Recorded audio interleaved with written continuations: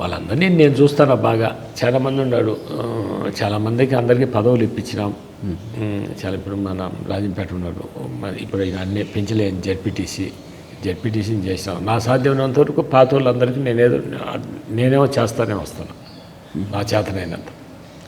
అందరూ ఇసిపెట్టకుండా మనతోనే ఉండాలి. సార్, ఫైనల్గా మీ జన్మస్థలము, మీ యొక్క చిన్న విద్యాభ్యాసం గురించి కొంచెం క్లుప్తంగా ఒక 2 విషయాలే చెప్పరా?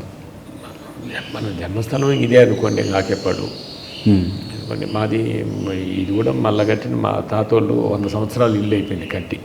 ఈడికి 3 కిలోమీటర్లు ఉంటుంది. ఓకే. మళ్ళీ ఆడ ఉంది, అది కూడా బాగా ఇల్లు 100 ఏళ్ళు దాటింది కాబట్టి ఇంకట్ట కట్టాలని మళ్ళీ ఇది కట్టాం. గుళ్ళు అన్నీ ఉన్నాయి, ఈ అన్ని గ్రామాలకు సెంటరు, టౌన్ కూడా దగ్గర అవుతుంది, నేను కట్టాం ఇది. అదొకటి. నేను చిన్నప్పుడు మా ఊళ్ళోనే చదువుకున్నాను చిన్నప్పుడు. మళ్ళీ తర్వాత ఇంటర్మీడియట్ వచ్చి రాజంపేట చదువుకున్నాను. ఇంటర్మీడియట్ రాజంపేట అయిపోయిన పట్టే మళ్ళీ నేను మళ్ళీ నార్త్ ఇండియా పోయినా. Okay. North India agriculture Delhi దగ్గర. ఓకే. మీరట్ యూనివర్సిటీ అగ్రికల్చర్ వేసి చదువుతా. నేను అప్పుడు పూర్తి కూడా చేయలే, డిస్కంటిన్యూ. ఓకే. ఆడనే స్టూడెంట్ లీడర్గా తిరుగుతా. అప్పటి నుంచే మనకు ఈ రాజకీయ, అప్పటి నుంచే రాజశేఖర్ గారితో పరిచయం.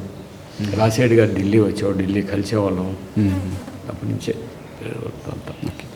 ఫైనల్గా ప్రస్తుతం విద్యార్థులకి మీరు ఇచ్చే సందేశం ఏంటి? నాకు విద్యార్థులు మీరు బాగా, నేను ఇప్పుడు మన ఈ ఏరియాలో ఒక స్కూల్ ఉండాలని స్కూల్ పెట్టాను. ఏంటంటే అది కేవలం ఏంటంటే వాళ్ళకు కూడా పిలిచి టీచర్స్ అందరికి చెప్పిన,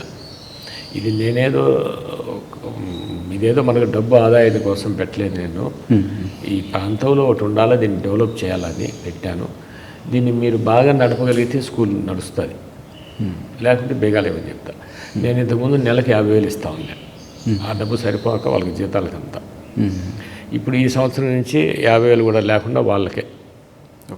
మీరు బాగా శ్రద్ధగా చెప్పండి, ఓ మంచి పిల్లోలను తయారు చేయాలా.